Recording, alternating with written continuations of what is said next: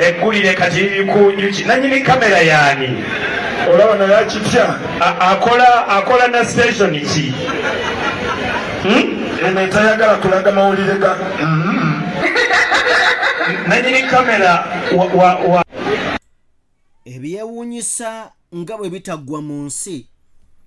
Mwami Museveni olunaku olwaleero ali mu bbendobendo ly'e Masaka era ali mu kitundu eky'Erwengo, naye wakati nga bannamawulire bapareedinzeewo kamera zaabwe, buli omu ng'alindiridde okubeera ng'abaako kyalaga.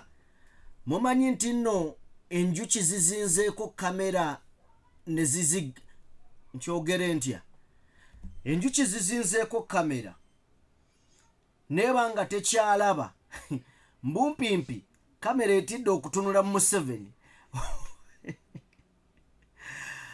Anyway, ogenda kubeera ng'obiraba ebyewuunyisa byo tebiggwa mu nsi.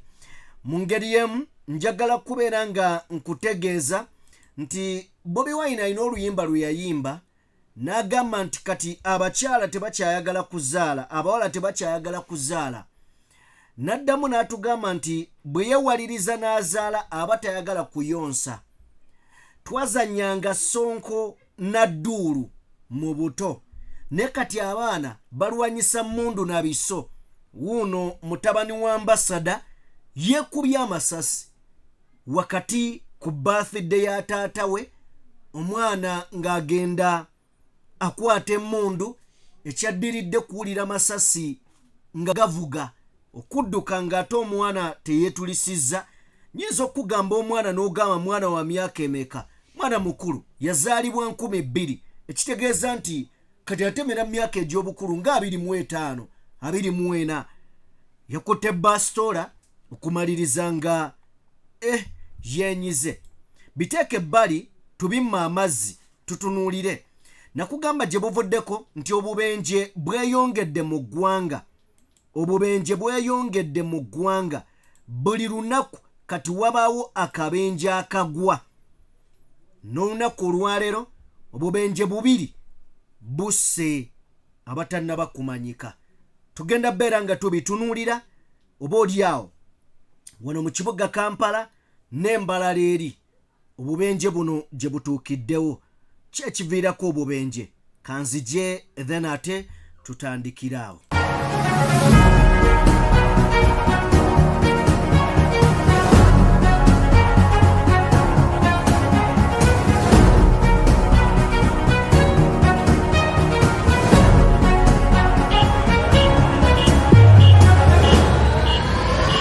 Butereevu mbaanirizaako buli omu gy'osinziira okubeera nga ogoberera omukutu guno. Weebale nnyo, weebalire ddala, kyokola kya muwendo. Njagala kutegeeza nti tojjanga okwo. Twegatteko just in case nga gwe mulundi gwo gw'osoose okubeera ng'olaba omukutu guno mu ngeri yakubeera ng'osubscribinga. Tuli ku kaweefube wakubeera nga tuweza abantu 10,000. Oyinza okubeera nga gwe nsonga egenda okubeera nga etutuusa ku lugendo olwo. Kale nno weebale nnyo, weebalire ddala asobodde okubeera ng'oteekako no subscribinga ku mukutu guno. Nga sinnaba kubeera nga ngenda wala, kankujjukize vidiyo yaffe gituwere like, kigiyambeko okudduka ku sipiidi ya yiriiri etuuke ku buli sekinoomu eyandyetaaza okubeera ng'agiraba mu budde. Muyambeko ng'osubscribinga information esobole okubeera ng'etambula. Zikiriza tutandikire Erwengo. Katutandikire Erwengo mu by'empunanga ebitaggwa mu ggwanga.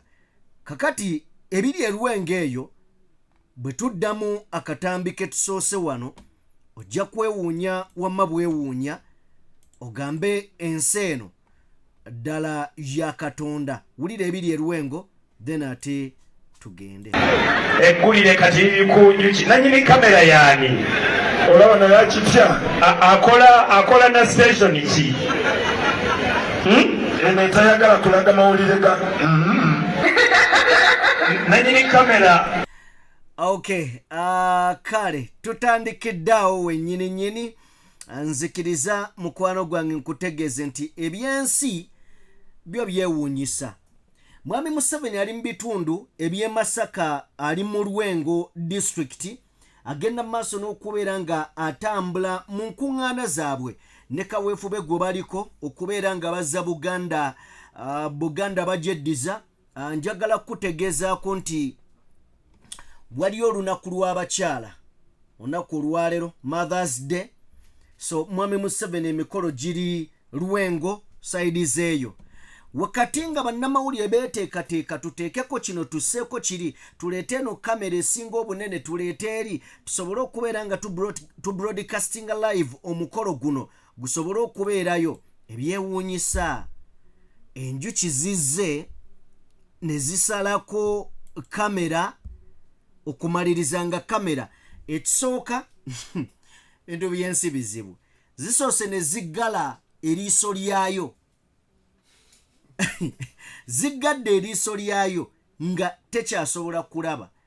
Ndowooza ne zigamba mumanyi ne kano kuba monetalingira ebigenda mu maaso nako katukayiikeko, ogenda omaliriza nga nako zikayisa. Kyokka ekiri fane, abantu weebali bakwata n'ebifaananyi naye tezibaluma.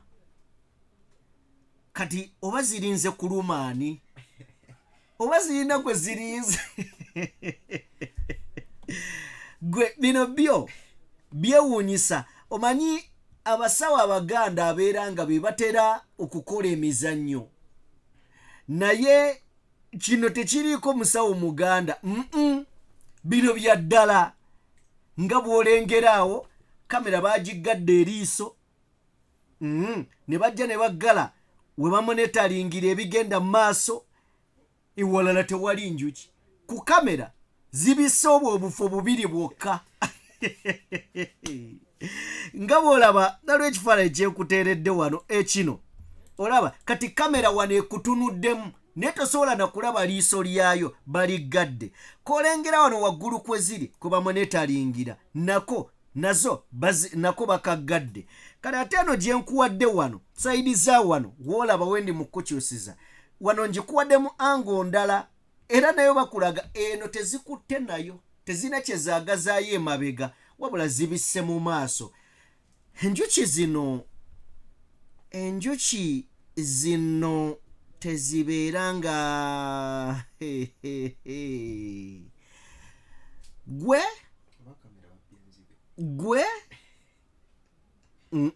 kino tekiri ku kamera kugibba bubbi. Kino mbadde ndaba omusajja omu agambye Buganda tebabba nzibe, jjajja Namuzinda abasazeeko.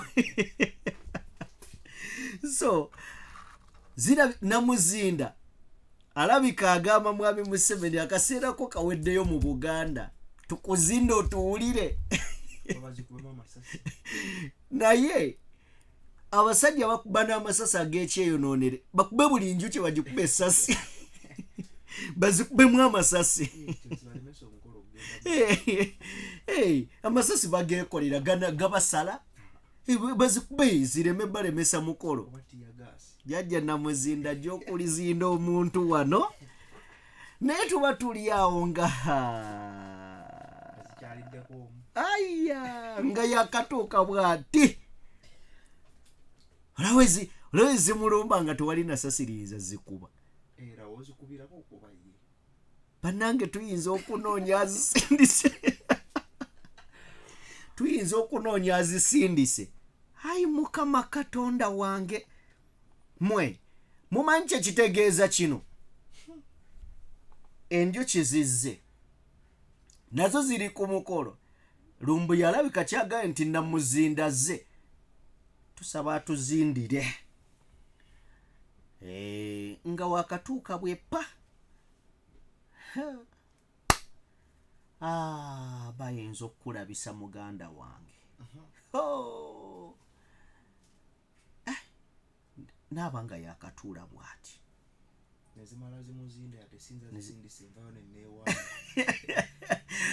Morgan agambye nti nezimala zimuzinda wadde si yazisindisa avaayo ne yeewaana. Mogani wachawa kutookaawo ngamba mulabe kye nakoze. Anyway, kale ebyewunyisa tebigwa mu nsi byebyo ebiri elwengo obudde buno bwennyini. Abantu balabye ebikuuno bakanze kuyita kamera eno yaani nga nenyini yo talabika ya mukutu ki oba temwagala bwagazi kuweereza n'abadde ayogeraga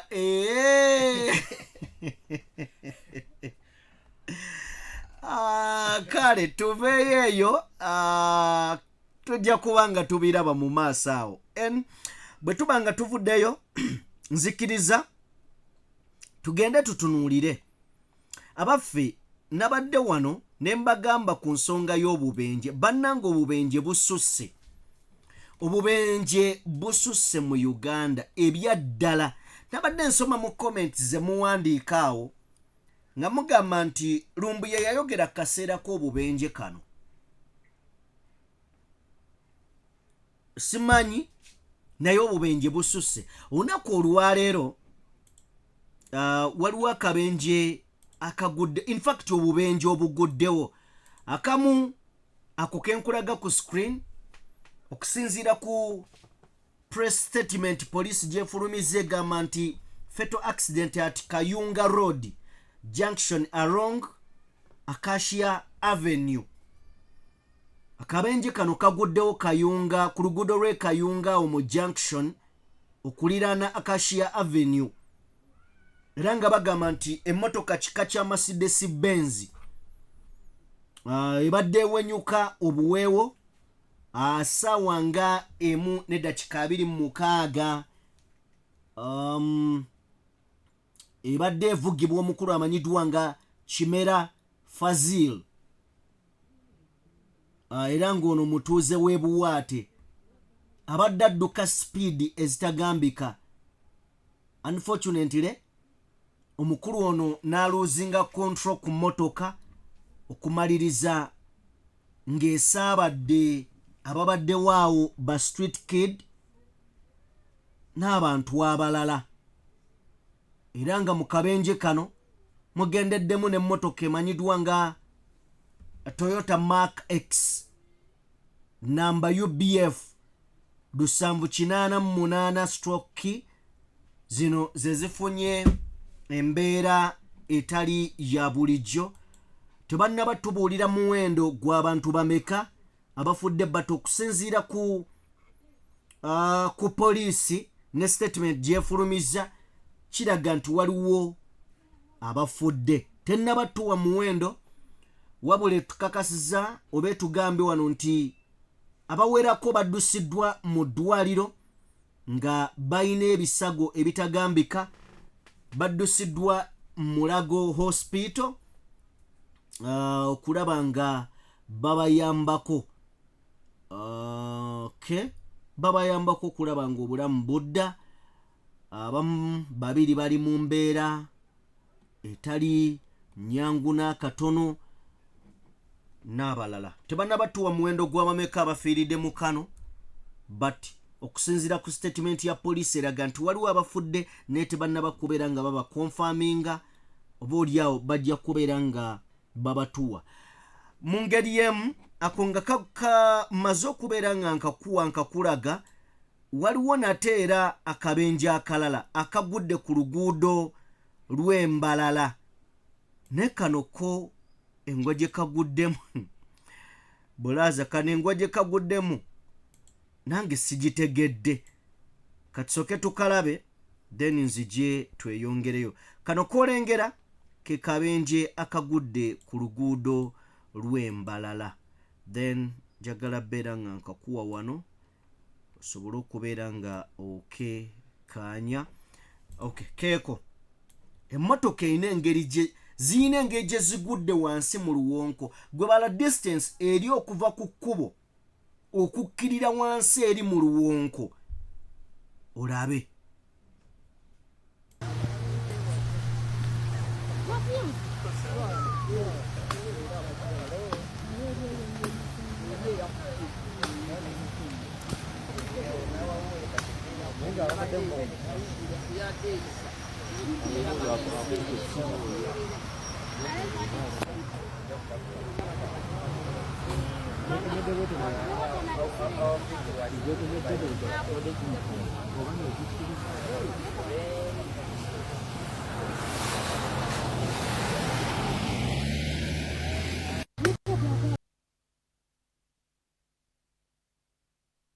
Okay, ako ke kabenje akaguddewo ku luguudo lw'Embarara.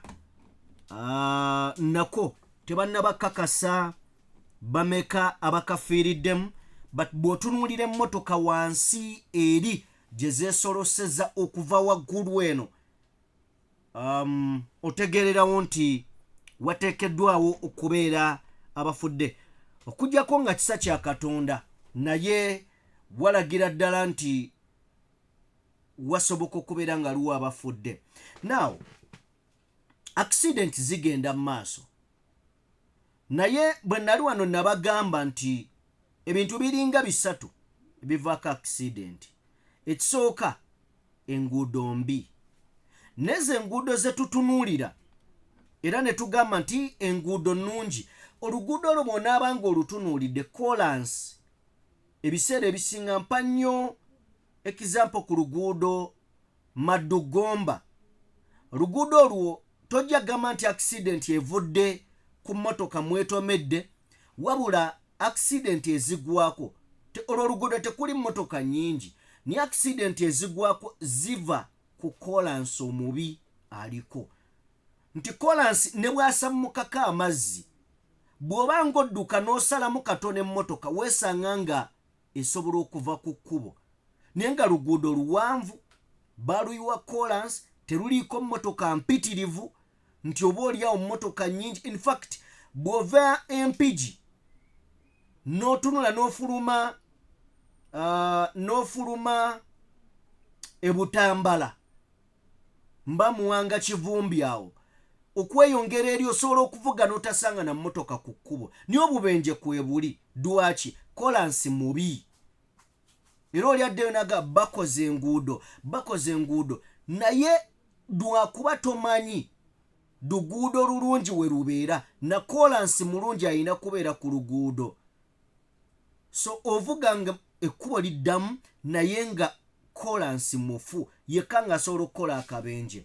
So ekintu ekirala, amakubo nga maze galimu ebinnya, lyolaba eririme kolansi mufu. Ekintu ekirala, be basajja ab'ebimmotoka ebinene ku kkubo. Baasi zigwa buli lunaku, ne kambabuulire abasajja ba baasi abo bavuga bubi. Abasajja ba baasi bavuga bubi ku kkubo. Ekisooka, emmotoka ze bavuga nnene, naye beerabira nti mu bunene bwazo zeetisse na bingi, zeetisse abantu bangi. Osanga wa baasi ng'ayisiza mu butuufu watasaanidde kuyisa, nekyolabanga n'omuto asobola okitegeera ng'owa baasi akulaga ye agireesa ayagala kuyisa. Baasi n'ebimmotoka bino ebinene, so bo bwe babeera nga batudde waggulu eri, tebalowooza nti balina obulamu bwe balina emabega eno. Batunuulira emmotoka zino entono nga balinga abatalabawo kiri mu kkubo, so bajja baagala kupanda bupanzi buli kimu. So weesanga nga bye bimu ku bikozinga accident ku makubo. So ne tusaba n'okusaba gavumenti eteeke signposts ku makubo, ewali olusozi omuntu amanye, ewali ekkoona omuntu amanye nga tannaba na kuliraba, alaba akapande nti waliyo ekkoona. Okitegedde? Ewali zebra crossing omuntu afune akapande akamulaga nti waliyo abagenda okusala oba bagenda okukola bwe bati, okwewala obubenje obungi. Then ekisembayo kijja kufa abavuga ku makubo. Abantu bavuga nga batamidde, n'avaamu n'eccupa naye ng'akulaga nze bwe mba nnyweddemu olwo lwentegeera, tibwakulimba tosobola tegeera ng'onywedde. Oli n'akuga nze bwe nnywamu mbeera sitedde, oli musiru. Kwe kyoga Katonda yagenda okukola nga obwongo bukaluto yali tategeera. Niweekaliza mu nsobi, nze bwe mmala okunywamu ngituulako, nyinza ogikalakata paka Masaka. Oli mu kusinika mannyo ku bulamu bw'abantu. Embuzi za taxi zimu ziva na mu bbaala nasooka ateekako obuwala gyagenda kuvuga abantu n'omusanga mu banne nga yeesiriwaza nze kasita nteekako bwe nti ate sifuna natulo kati simanyi na busiru bwe muwolesa okitegeera. So nammwe abakutte obulamu bw'abantu mububale nti bulamu. Bw'oyinza okubeera nga tolina makulu olowooza nti omulimu gw'okukoma ku takisi abantu beweetisse balina ebirooto balina ne famire ze balabirira. So leka ku obwongo bw'obutono bwo beezaawo obugatte olowooze nti ne boovuga bwe batyo bwe balowooza. Abantu balina ababalyako mu mugongo be mutamanyi na muwendo. Agenda mu katale kusuubula, agenda luda naye ng'ebyo byagenda osuubula ayinako jjajja we mu kyalo omulwadde, ayinako taata we, ayinako maama we, ayina abaana be, ayina biki. Guli mu kusiriwala mbu bwe mba nnyweddemu mba sitede. Kitegedde. So tubeere beegendereza ku kkubo naddala ffe abakozesa ekkubo tutegeere amakubo gaffe nti gavumenti gaagirema n'eryo lyekulaze nti erikoledde bi mu quality. Ojja sanga oli avuga emipiira oluusi kalyawo kapiirapiira ebinaddako kusalamu katono emmotoka ewabe. Si nti avuze bubi nedda n'emmotoka ewabe olw'obubi bw'oluguudo. So njagala tuveewaawo bwe tuba nga tuvuddewo nzikiriza tugende eri musajja mukulu ono gwolengera ku screen ampuliriza era tugoberera mukadde kano gwolengera ku screen musajja be bano bannaggwadde abazirina ezaawera wabula ebimu ku bisoomooza mu nsi nzikiriza natandise n'ebigambo by'omukulembeze Robert Kyagulanyi Ssentamu bwe yavaayo n'ayimba mu luyimba ng'agamba nti abawala ennaku zino tebakyayagala kuzaala kyokka bwe yeewaliriza n'azaala aba tayagala kuyonsa. Bwe yava ku eyo layini n'atuddizaako nti edda twazannyanga sonko na dduulu naye kati abaana bazannyisa mmundu na biso. Omwana olubanga ategeerategeeramu dadi njagala mmundu na mutabani wange ansaba sebo sinayipa tooki noga katonda wange kati sinayipa oyagala kubeera sinayipa amanyi ogikozesa. So kati ebintu ebizanyisibwa abaana nabyo bennyininyini bikutabula. Kakati ono mutabani wa ambasada amanyiddwa nga Richard ne mukyala we Grace Kabonera. Richard Kabonera ne mukyala we Grace Kabonera balina omwana amanyiddwa nga Robert Bob Kabonera. Ono nno yeekubye amasasi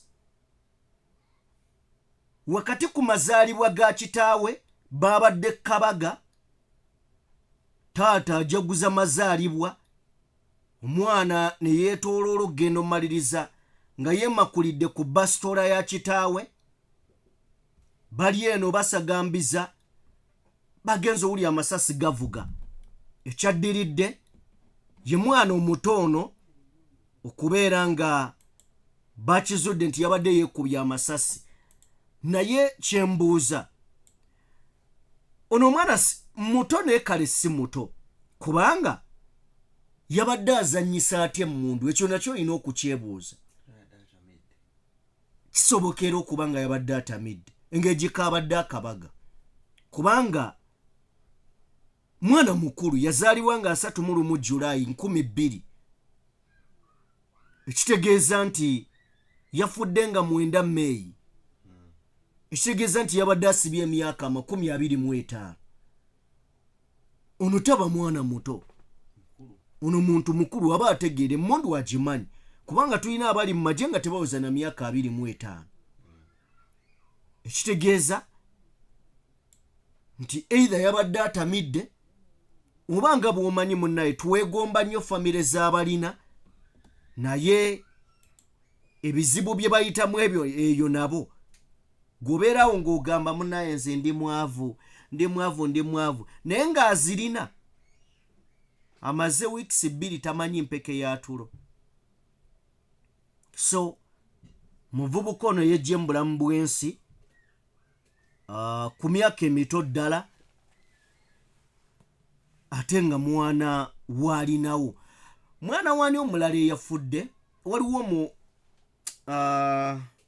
muwala w'omusirikale eyafiira ku Maisonneuve. Kyewuunyisa nti abaana b'abagagga balina ebintu bye bagenda balina enfa gye bafaamu ey'ekisiru. Mbwe ate baamukubira essimu ng'ava waka ku saa 8 ofuluma ogenda mu bbaala ogenda kukolayo ki? Saa 8 nga nyingira mu bbaala. So naye oyo ye kyategeerekeka baali balimba, yali ava mu bbaala ndala nga ayingira bbaala ndala. So bino byonna byali byakwagala kugatta mu keesi yaabwe biki. Naye ono omwana yeesunye amasasi, tetujja kubiremerako. Kirabika ezo ziba ntuuko z'abagagga.